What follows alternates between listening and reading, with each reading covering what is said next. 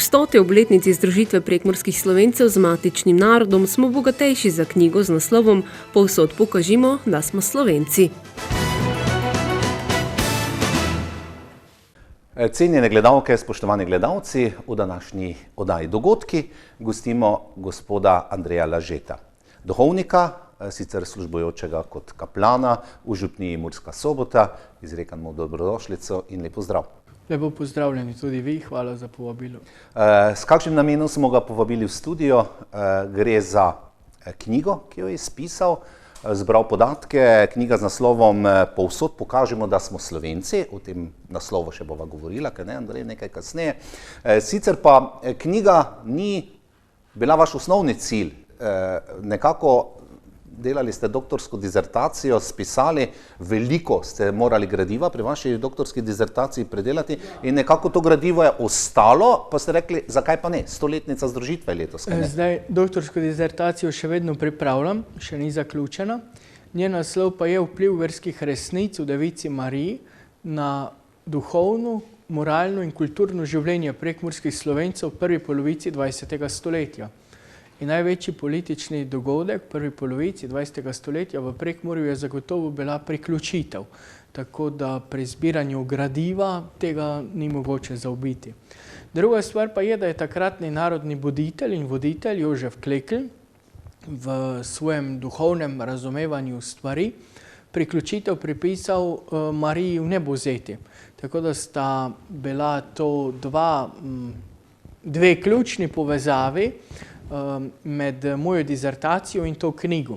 Kot ste omenili, sem imel dosti gradiva zbranega, napravljenih tudi beležk z tega področja in sem najprej želel spisati samo nek članek o teh dogodkih. Ko pa sem to pisal, zbiral, razvrščal gradivo, pa je nastajalo dosti več gradiva, kot je potrebno za en članek in se mi zdelo škoda in sem potem to izdal v knjigi. Tako je, knjiga govori o ključnih dogodkih v letih 18. in 19. prejšnjega stoletja. Seveda tudi v knjigi povzemate zgodovino nazaj, o tem ne bova govorila, ampak prav o teh zadevah. Namreč vi ste prišli do nekih podatkov, tudi dokumentov, kjer ste lahko dokumentirali zgodbo, ki jo želite predstaviti v tej knjigi. In sicer to je zgodba, da vsi, tudi akademiki naši, priznavajo velik vpliv katoliških duhovnikov pri tej odločitvi, priključitvi Pariške mirovne pogodbe Prekmurja k matični domovini. Vendar, tu se tudi bržkone vse skupaj konča. So pa bili katoliški duhovniki, kakor bova sedaj v pogovoru to tudi navedla, ključnega pomena oziroma so neposredno vplivali na Pariško mirovno konferenco. Da, tudi neposredni vpliv je bil, takrat še preko dveh dijakov, kasneje katoliških duhovnikov, Ivana Jeriča in Jožefa Godina, ki sta v Ljutomeru govorila z Antantno komisijo 14. maja 1919 in major Reverdy, francoski major v tej komisiji, je obljubil, da bo ponovno zagotovil odločanje o prekmurskih mejah na Pariški mirovni konferenci, ker namreč 2 dni predtem, 12. maja, je Pariška mirovna konferenca odločila, da bo Prekmurje ostalo izven meja takratne kraljevine Jugoslavije in je tudi dr. Matija Slavič v svojih zapisih to večkrat potrdil, da je to posredovanje Jeriča in Godina takrat v Parizu zelo veliko veljalo. Torej, trije, vi ste rekli še takrat so bili študentje, so bili Jožef Klekl, pa Jožef Godina, Ivan Jerič. Takrat že bil duhovnik, in pa seveda na drugi strani, bova rekla, reke Mure, sta bila dr. Matija Slavič, ki je bil izvedenec za Prekmurje, in dr. Frank Kovačič, zgodovinar, ki je bil izvedenec za Štajersko. Nekako so tile napravili načrt, seveda s pomočjo ameriškega kartografa Johnsona, da je ta načrt potem uspel. Naj povema že na začetku, to je bil izreden uspeh takratne naše diplomacije, ki so se zavzemali za slovensko zadevo. Samo osamosvojitev Slovenije je verjetno večja, pa priključitev Primorske nekaj podobnega. Torej, velik pomen. Da, velik pomen, ker Pariška mirovna konferenca je mejo med Jugoslavijo in Avstrijo predlagala na reki Dravi. Dr. Frank Kovačič je potem z svojimi študijami v Štajerski dokazal, da celotne Slovenske gorice in naša Štajerska, takrat spodnja Štajerska, pripadajo slovenskemu ozemlju.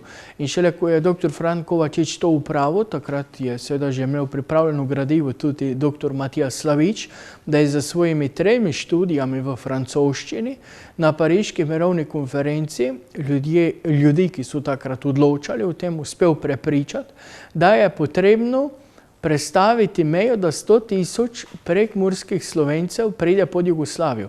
Veste, to je izredno težko, 100.000 ljudi, to je za Ameriko eno mesto, ne? To je za Ameriko eno mesto in je res velik uspeh, da so uspeli takrat prepričati te odločilne, vodilne ljudi, od ameriškega predsednika naprej, da je to potrebno.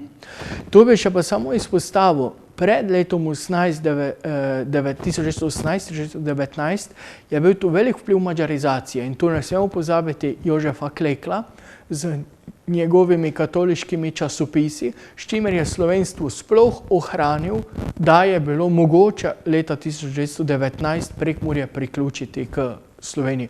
Ampak to ohranjanje slovenstva, to je druga obširna tema, ki je verjetno danes ne bomo odpirali in v kateri ima zaslugo tudi cela vrsta drugih katoliških duhovnikov v Prekmurju. Po prvi svetovni vojni seveda so se meje popolnoma spremenile, politična slika, geografska slika držav se je spremenila, Avstro-Ogrska je razpadla, nastale so države na podlagi narodov, bolj kot ne, čeprav to nekateri zgodovinari sedaj, ko gledajo nazaj, ali pa veliki politiki pravijo, da je to bila največja zmota zgodovine, ampak v bistvu ni, vsaj za nas. In pravzaprav takratna Ogrska, če malce pogledamo, je zaobsegala veliko ozemlje, kjer pa niso živeli samo Madžari, številni narodi in Prekmurje je šlo na miren način, z mirovno pogodbo, pravzaprav nazaj oziroma k kraljevini. Na Hrvaškem Međimurje so nasilno priključili kraljevini, menda ne. Zgodbe so se ponavljale tudi na drugih koncih Avstro-Ogrske. Da, po tej Wilsonovih točkah je prišlo do samoodločbe narodov. Narodi so sami uklicali svoje države, znotraj Avstro-Ogrske najprej Čehi in Slovaki, potem je to sledilo. Največji pritiski so zagotovo bili na Ogrskem. Ogrska kot takšna je imela po dualizmu dokaj samostojno vlogo znotraj dvojne monarhije in oni se niso želeli nikakor odpovedati svojim ozemljem.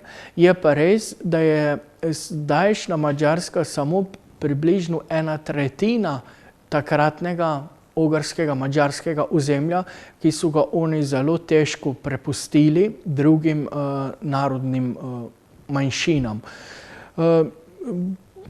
Zdaj v Prekmurju tudi bi izpostavil to, da res je prišlo z mirovno pogodbo, ampak se je nasilje tudi dogajalo.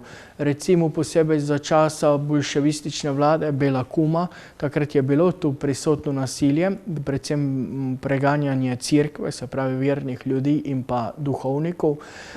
Tako da to zagotovo ni bila priključitev Prekmurja k Sloveniji, zagotovo ni stvar, ki bi jo Prekmurci samo opazovali, ki bi bila odločena v Parizu, ampak so se zato z svojimi narodnimi voditelji, predvsem katoliškimi duhovniki, resnično borili, si za to prizadevali in tudi bili, bom rekel tako, Bogu zelo hvaležni, ko se je to avgusta 1919 tudi zgodilo.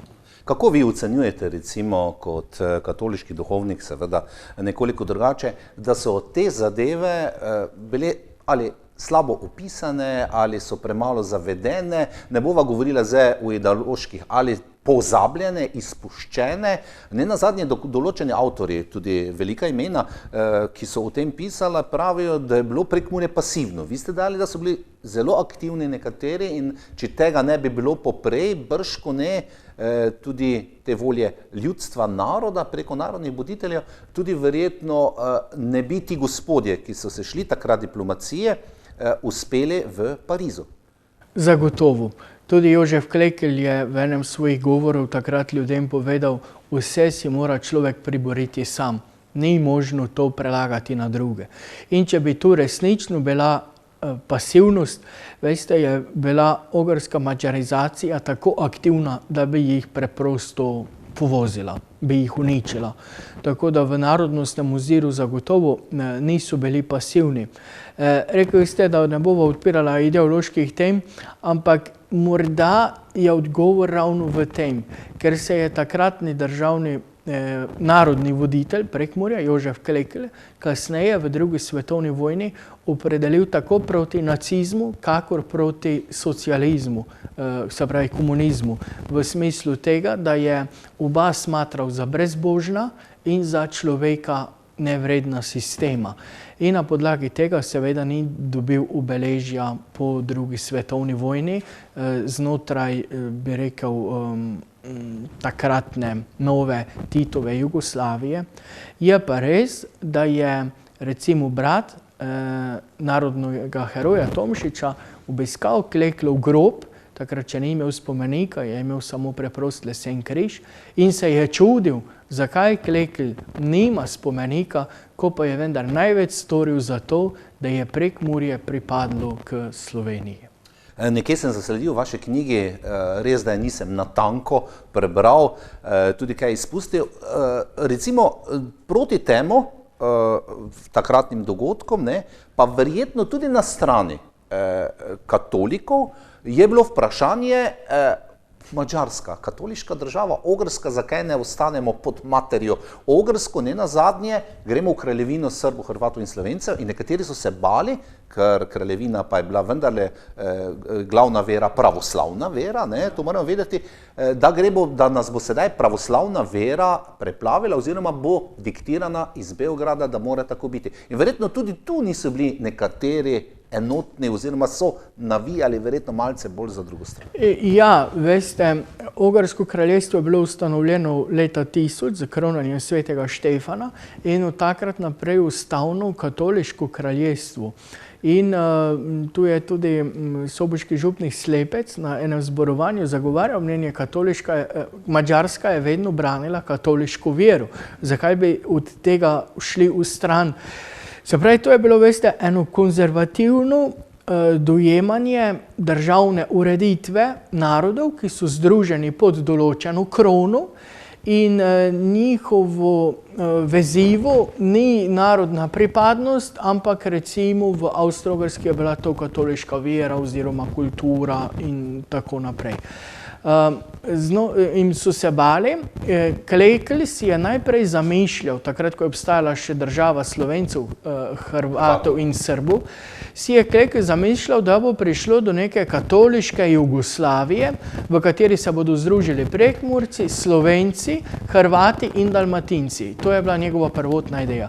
Sedaj, ko 1. decembra 1918 nastane kraljevina Srbov, Hrvatov in Slovencev, takrat so se stvari zelo spremenile in so se zbali pravoslavja. Za Slovenijo nimam podatkov, ampak vem pa, da na Madžarskem, na Hrvaškem je za časa stare Jugoslavije 200 000 ljudi prestopilo iz katoliške vere v pravoslavno, ker so Karadžordževići, odnosno srpska država, zahtevali pripadnost pravoslavni veri za napredovanje recimo policijskega načelnika ali ravnatelja v osnovnem žandarju in tako naprej. Tako da do neke mere so se tega bali upravičeno. Vračamo se nazaj k tistim prelomnim dogodkom, ki so se pričeli že leta 18, seveda takoj po zaključku Prve svetovne vojne, leta 19. Nekateri pač dajo velik pomen, pisci, zgodovinarji, da je pravzaprav Prekmurje prišlo po zaslugi tega, ker je nastal bolševizem na Madžarskem, rekli smo Bela kum, kot revolucija in posledično tudi v Prekmurje takratna imenovana Prekmurska republika. Da je zaradi tega so sile zmagovalke v Prvi svetovni vojni, Atlante, nekako bile bolj navdušene za kraljevino, ki je bila zaveznica Francije še zraven tega, pa to ni temu tako brško ne, nekaj morda je. Najprej Murska republika je bila razglašena po tistem, ko je bilo že določeno, da Prekmurje pripade k Jugoslaviji. Tako da Murska republika sama po sebi ne more imeti nobene veze z priključitvijo Prekmurja k Sloveniji. Drugo, zdaj, jaz teh mednarodnih odnosov nisem v knjigi študiral. Jaz sem želel predvsem prikazati, kaj se je dogajalo tu. Zdaj me sprašujete glede Bela kuma. Verjetno je razglasitev bolševističnega režima že vplivala, da so v Franciji na Pariški mirovni konferenci več razpravljali o teh področjih. Sam pa bi težko rekel, veste, vam zastavim vprašanje, ali je Hitler zaslužen za mir po drugi svetovni vojni, ker je začel vojno? To so nekoliko smešne izpeljave. Mislim, da iz tega razumemo. No? In potem, seveda, kako vi ocenjujete to, kar sva že prej govorila, redko se zgodi na nekih mirovnih konferencah, mednarodnih, da se sprejme komisija, deseterica je tam odločala o neki stvari in pravi ne, potem pa to stališče spremeni na podlagi seveda naših ljudi, kot smo že prej omenjala, tu pri nas duhovniku, potem pa Slaviča v Parizu, ki je sodeloval tam kot izvedenec, ne, zadeva se je spremenila. To se redko dogaja, da neka medijacija mednarodna spremeni. Veste, to je, takrat smo mi Slovenci imeli tam velike vizionarje, ki se niso prestrašili prve negativne odločitve. Veste, to je tako zelo vizionarsko, da Klekl začne malo po letu 1900 izdaja časopise v prekmurščini. In nimaš nobenega upanja in potem to delaš skoraj 20 let in se ti ponudi možnost, v to se je potrebno vživeti. In tu moraš potem res napraviti vse, kar moreš. In potem tudi dr. Kovačič, dr. Slavič v Parizu, podprta z drugimi duhovniki iz domovine, pa tudi z ljudmi, z podpisi, na vse zadnje z njihovimi molitvami, željami. In to je morala biti res zelo močna vizionarska sila, da so uspeli v Parizu, kljub temu, da so že enkrat rekli ne, še enkrat. In veste, oni še potem niso obupali. Oni so še potem junija vlagali vloge za porabije. Ampak tisto jim potem ni več uspelo. Ampak niso se oni ustavili s tem. Še porabije so želeli rešiti, kar seveda potem ni uspelo. In to je bila vizija za stoletja. Veste, in ta njihova vizija je presegala Prekmurje. Ker znamenit je takrat Kleklov stavek, samo v združitvi vseh Slovencev je rešitev celotnega naroda. Razumete, to ni priključitev, ni samo praznik Prekmurja, to je praznik celotnega naroda. Celotnega naroda. Narod se je združil. Rekli bi, sreča, Božja volja, hvala Bogu, da je bilo tako, da so bili to ljudje, ki so občutili. To je pravi dani trenutek. Velikokrat rečemo, nisem bil na pravem mestu v pravem času. Ne. Ti ljudje so bili na pravem mestu, tudi že seveda uveljavljeni nekje, priznani v Evropi, da so jih tudi upoštevali eni Francozi pri tem. Da zelo odgovorno upravili svoje poslanstvo, ki so ga razbirali v svoji notranjosti, pa tudi iz samih zgodovinskih dogodkov. Andrej Lažeta, prej ste omenili kot avtor knjige tudi ni nam uspelo dobiti porabija. Ne?